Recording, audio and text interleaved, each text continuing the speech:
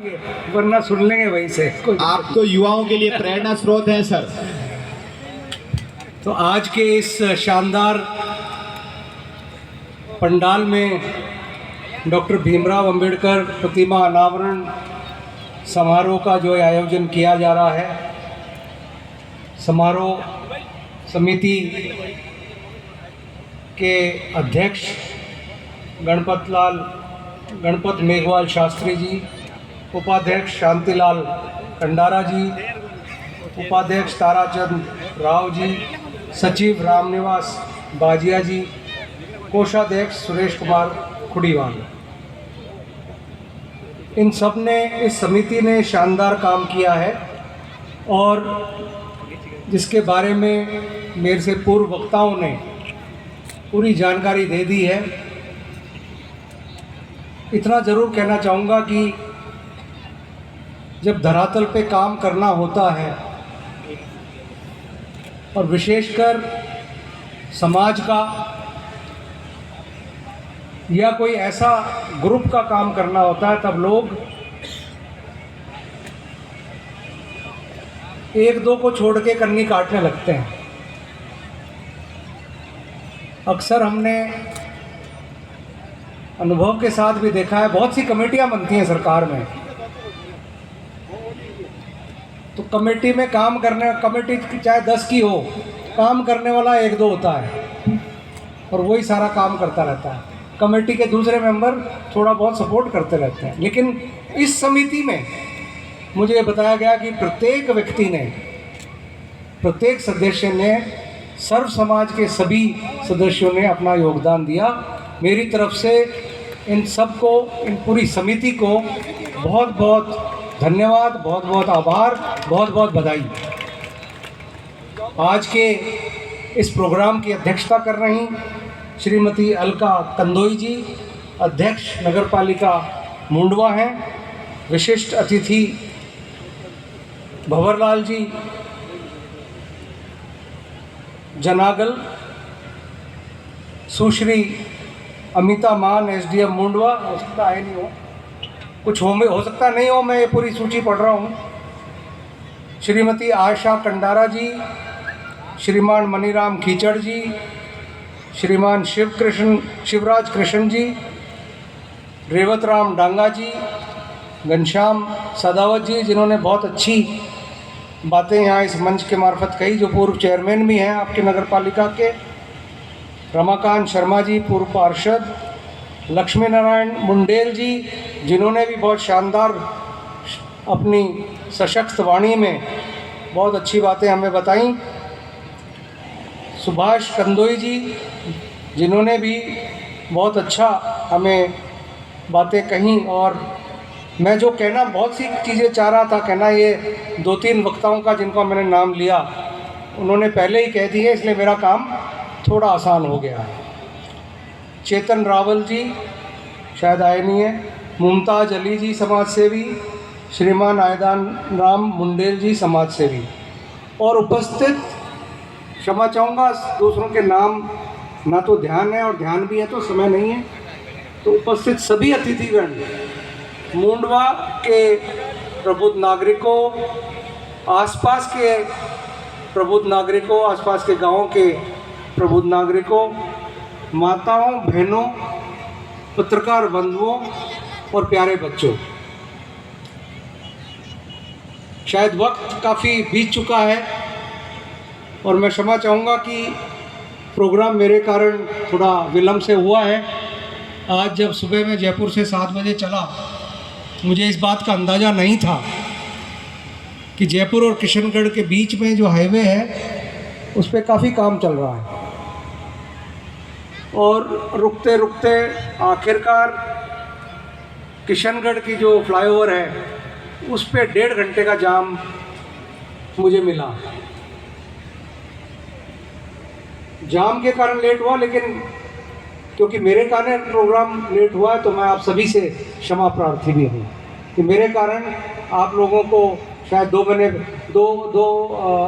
घंटे पहले ये प्रोग्राम ख़त्म हो सकता था, लेकिन उसके लिए मैं क्षमा प्रार्थी हूँ। जो भी पुलिसकर्मी अधिकारी होते हैं उनके लिए समय की बड़ी एक सैंक्टिटी होती है, महत्वपूर्ण होता है समय, क्योंकि अक्सर जो आप फिल्मों में और जो वाकया सुनते हैं कि पुलिस लेट पहुंची, अब उसमें काफ़ी सुधार हुआ है। और फिल्मों में चित्रण जो होता है कई बार वो सही भी नहीं होता। खैर ये आज का विषय नहीं है, लेकिन फिर भी मुझे अच्छा नहीं लगा कि मैं लेट हुआ। मैं अधिकतर समय का पाबंद रहता हूँ, लेकिन आज मुझे भी काफ़ी तकलीफ महसूस हुई कि मैं इतना विलम्ब से आया। भारत रत्न डॉक्टर भीमराव अंबेडकर साहब की मूर्ति का जो आज आप सभी अनावरण करने जा रहे हैं, मैं तो केवल एक माध्यम हूँ। आप सबका योगदान है इसमें। जिसने धन से योगदान दिया, परिश्रम से योगदान दिया, मनोबल बढ़ाने में योगदान दिया, या आज उपस्थित होकर दिया, अपना समय दिया, उन सब का योगदान आज के इस कार्यक्रम को सफल बनाने में है। बाबा साहब के इस मूर्ति अनावरण में आपका पूरा योगदान है। और हम सब मिलके मेरे संक्षिप्त भाषण के बाद हम लोग आज वो पुण्य कार्य आप लोगों के समक्ष और आप लोगों के साथ संपन्न किया जाएगा। अभी लक्ष्मी नारायण मुंडेल जी ने बहुत अच्छी बात कही और कंदोई जी ने भी उस बात को दोहराया कि बाबा साहब भारत रत्न डॉक्टर भीमराव अंबेडकर वो किसी एक समाज की धरोहर नहीं है। बस बदकिस्मती से उनको दलितों का मसीहा दलितों का मसीहा निश्चित रूप से हैं, लेकिन उससे कहीं ज़्यादा उनका योगदान आधुनिक भारत के निर्माण में है।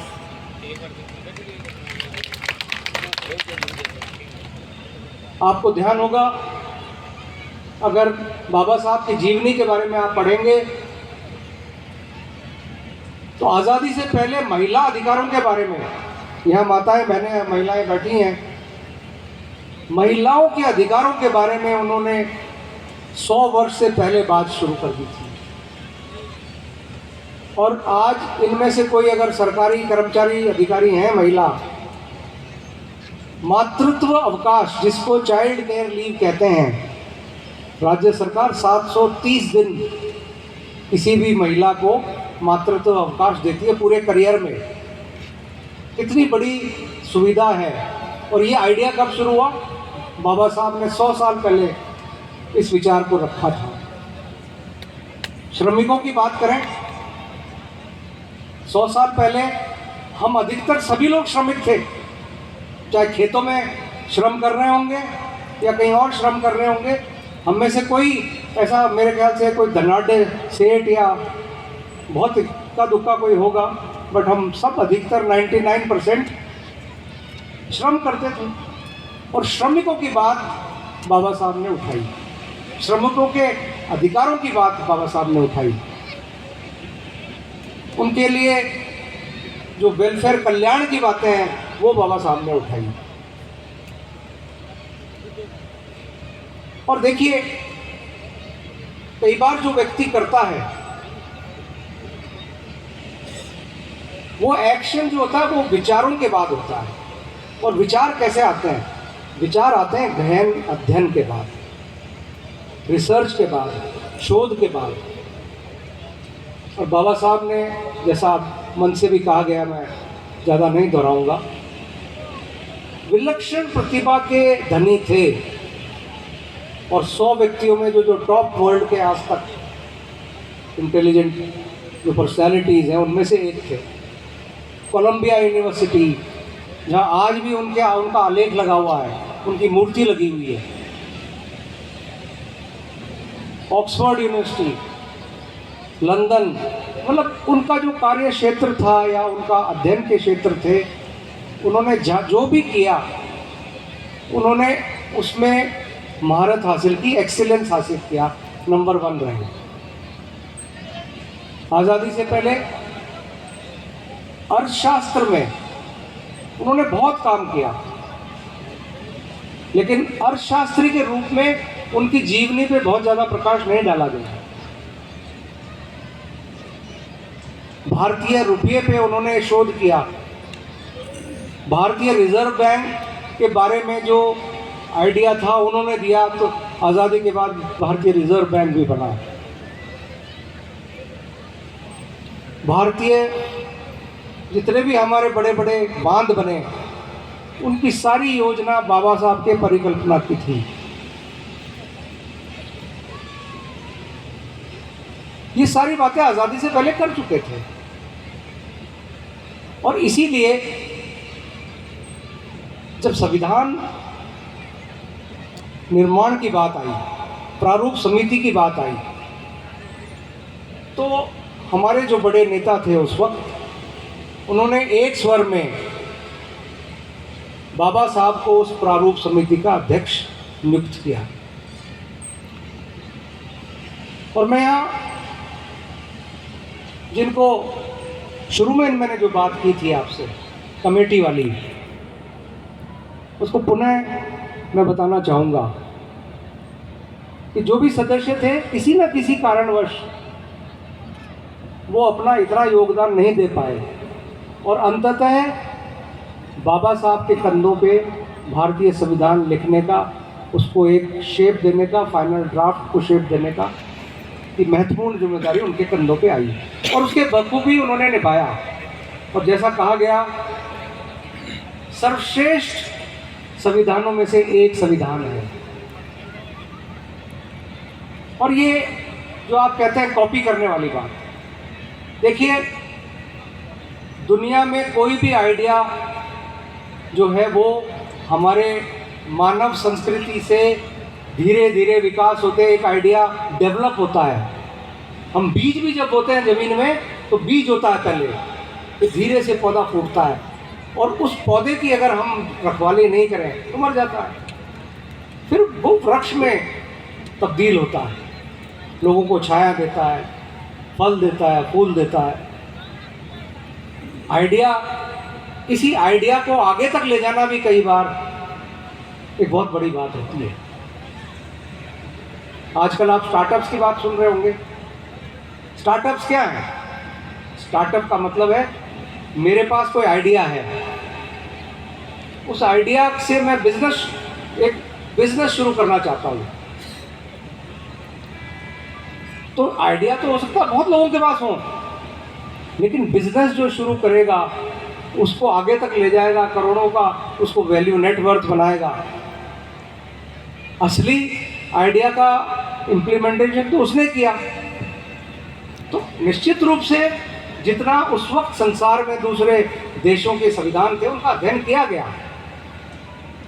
प्रजातंत्र, इक्वालिटी, लिबर्टी, फ्रेटर्निटी, समानता, स्वतंत्रता और बंधुता, ये फ्रेंच रेवोल्यूशन ने दिए। जब फ्रांसीसी क्रांति हुई तो फ्रांसीसी क्रांति में ये 3 जो प्रिंसिपल्स आए, लिबर्टी, इक्वालिटी, फ्रेटर्निटी, तो यही इन्हीं 3 प्रिंसिपल्स पे हमारा पूरा संविधान की नींव रखी गई है। और अगर आप प्रस्तावना या प्रियम्बल पढ़ेंगे तो उसमें पूरा सार हमारे भारतीय संविधान का आ जाएगा। चाहे वो हमारे मौलिक अधिकारों की बात हो, चाहे मौलिक कर्तव्यों की बात हो, या नीति निर्देश की बात हो। दूर की सोच भी देखिए, जो नीति निर्देश हैं, संविधान निर्माताओं को, विशेषकर बाबा साहब को ये इल्म था कि बहुत से काम एक आज़ाद देश की सरकार संसाधन के बगैर लागू नहीं कर पाएगी, और इसको आज की तारीख में मौलिक अधिकार की परिधि में रखना न्याय संगत नहीं होगा, सही नहीं होगा। तो उन्होंने नीति निर्देश में डाले ताकि गवर्नमेंट्स को, आगे आने वाली सरकारों को ये रहे कि ये नीति निर्देश हैं, इन पे भी आप उतना ही ध्यान दीजिए जितना मौलिक अधिकारों पे देते हैं। और आपको पता होगा उन्हीं नीति निर्देशकों में अब हमारे पास शिक्षा का अधिकार मौलिक अधिकार में आ गया है। ये पहले नीति निर्देश में था। तो जब जब सरकारें सक्षम होंगी, जब जब जागरूकता बढ़ेगी, लोगों की मांग बढ़ेगी, इस तरह के जो अधिकार हैं वो हमारे मौलिक अधिकारों में आएंगे। राइट टू प्राइवेट डेटा, ये भी मौलिक अधिकार आएगा। आप देखिए कि कितना हमारा डेटा ऑनलाइन जा रहा है, हमारे पास उस डेटा का कुछ नहीं पता। ये भी एक समय हो सकता है राइट टू प्रोटेक्शन, अभी बिल भी आया है डेटा प्रोटेक्शन का। तो ये बहुत से चीज़ें हैं जो समाज के जब उत्पत्ति होती है और समाज जब आगे विकास करता है तो कुछ नए नए डेवलपमेंट्स होते हैं, विकास होते हैं। उसके कारण नए नए कानूनों की भी आवश्यकता होती है और नए नए परिभाषाओं की भी आदत होती है, मांग होती है। तो भारतीय कहना ये चाह रहा हूँ कि भारतीय संविधान केवल कमज़ोर वर्ग, दलितों और पिछड़े वर्गों के लिए नहीं है। भारतीय संविधान प्रत्येक भारतीय नागरिक के लिए है। और भारतीय संविधान में वो सारी बातें निहित है जो एक प्रजातांत्रिक स्वतंत्र गणराज्य भारत जैसे देश के लिए आवश्यक है। वो सारी बातें हैं उसमें। और कई बार आपने देखा होगा कि जब संविधान को छेड़ने की बात आती है तो किस तरह भावनाएं उद्वेलित होती हैं, क्योंकि हमारी सदियों की संस्कृति, हमारे सदियों की मेहनत इस संविधान में समाहित है।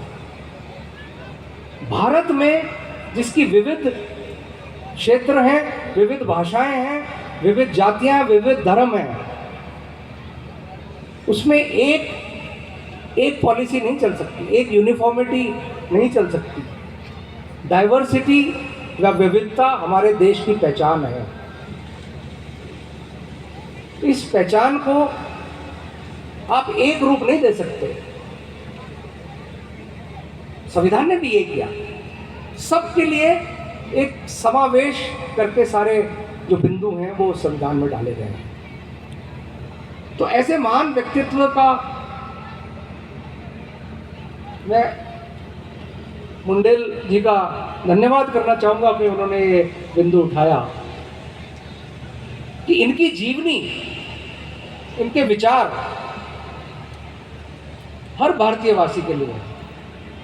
और देखिए, बाबा साहब को कई बार केवल आरक्षण के लिए लोग जानते हैं या उसके आगे नहीं जानना चाहते, ये भी एक सत्य है।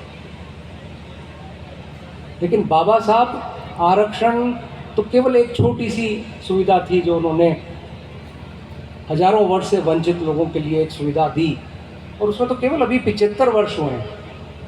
कहाँ हजारों वर्ष और कहाँ 75 वर्ष, समय लगेगा। जो कमज़ोर वंचित वर्ग है वो सक्षम होंगे, वो आगे आएंगे, उनको अभी सहारे की ज़रूरत है। परिवार में भी हम देखते हैं, अगर कोई बच्चा कमज़ोर है उसको एक्स्ट्रा खुराक दी जाती है ताकि वो दूसरे बच्चों, दूसरे परिवार के सदस्यों के बराबर आ सके। अगर पढ़ाई में कमज़ोर है तो उसका ट्यूशन लगाया जाता है। तो देश भी एक परिवार है और हर देशवासी की और गवर्नमेंट्स की ये जिम्मेदारी है कि हर भारतीय को उस स्तर तक लाए। और इसके साथ जुड़ी है हमारी देश की ताकत। हम कई बार कहते हैं कि भारत अब सुपर पावर बनेगा, लेकिन मेरा व्यक्तिगत विचार है, जब तक इस देश में जातिगत भेदभाव, जातिगत अत्याचार और वैमनस्यता जाति को लेकर चलती रहेगी, तब तक देश को जो मजबूती मिलनी चाहिए वो नहीं मिलेगी। ये हम सबके हित की बात है, चाहे कोई भी समाज हो, सबके हित की बात है, पूरे देश के हित की बात है। और अंग्रेजी में एक फ्रेज है, the chain is as strongest as the weakest link. यानी अगर आप कोई जंजीर लें, जंजीर में सारी कड़ियाँ मजबूत हैं, एक दो कड़ी कमज़ोर हैं, बांध दो भैंस से उसको, खूंटा तोड़ ले जाएगी। तो आप समझे कि वो खूंटा टूट जाएगा। उस जंजीर को मजबूत, हर एक चेन के टुकड़े को मजबूत करना पड़ेगा। अगर आपको देश अगर मजबूत करना है तो उनको बराबर लाना पड़ेगा, उनको बराबर के नागरिक का दर्जा हर मायने में, सामाजिक रूप से, आर्थिक रूप से, राजनीतिक रूप से देना पड़ेगा। ये सबके हित की और संपूर्ण देश के हित की बात है। तो आइए, मूर्ति का अनावरण तो हम करेंगे ही सब मिलके, लेकिन एक विचार मैं आपके साथ और छोड़ के जा रहा हूँ। जैसा कि लक्ष्मी नारायण जी ने कहा, बहुत अच्छा विचार है। हम सभी वर्गों के, सभी समाजों के महापुरुषों का संयुक्त, कम से कम आप मुंडवा से शुरू कर सकते हैं, एक दूसरे के महापुरुषों के जयंती में आप शामिल हों और एक मिसाल यहाँ से शुरू करें। देखिए, हर बड़ी मुहिम की, हर बड़े अभियान की शुरुआत कहीं ना कहीं चिंगारी से शुरू होती है, कहीं ना कहीं छोटी जगह से शुरू होता है, और वो फिर एक चिंगारी फैलती है और आग लगती है। तो ये आप मुंडवा से शुरू कीजिए, मुंडवा की पावन धरा से शुरू कीजिए, जैसे आप लोग कर ही रहे हैं, लेकिन इसको और प्रचार भी कीजिए इसका, कि हमारे क्षेत्र में देखिए हम ये कर रहे हैं, आप अपने क्षेत्र में भी कीजिए। और अंत में, मूर्तियों का अपना एक स्थान होता है, अपनी एक महत्ता होती है, इम्पोर्टेंस होती है, लेकिन मूर्ति लगाकर महापुरुष के विचार, आदर्श, जीवनी, लेखनी अगर हम भूल जाएंगे या पढ़ेंगे नहीं या आत्मसात नहीं करेंगे, तो उस मूर्ति का वहाँ होना बेकार हो जाता है। मूर्ति से भी ज़्यादा ज़रूरत है विचारों को और आगे बढ़ाना, उनकी जीवनी को आगे बढ़ाना, ताकि आने वाली जो पीढ़ियां हैं, न केवल दलित, कमज़ोर वर्गों की, बल्कि दूसरे समाजों की भी, जो आने वाले युवा हैं, जो बच्चे हैं, महिलाएं हैं, वो उनसे, उनकी जीवनी से प्रेरणा ले सकें। मुझे आज यहाँ आप लोगों ने बुलाया, सम्मान किया, आप लोगों ने इंतज़ार भी किया, उसके लिए मैं क्षमा प्रार्थी हूँ। पुनः बहुत अच्छा लगा आप लोगों से बात करके। मैं आप सभी का, मुंडवा वासियों का, आसपास के वासियों का, अनावरण समारोह समिति का और सभी पधारे हुए अतिथिगण का, पत्रकार बंधुओं का बहुत बहुत आभारी हूँ, शुक्रगुजार हूँ। जय हिंद, जय भीम।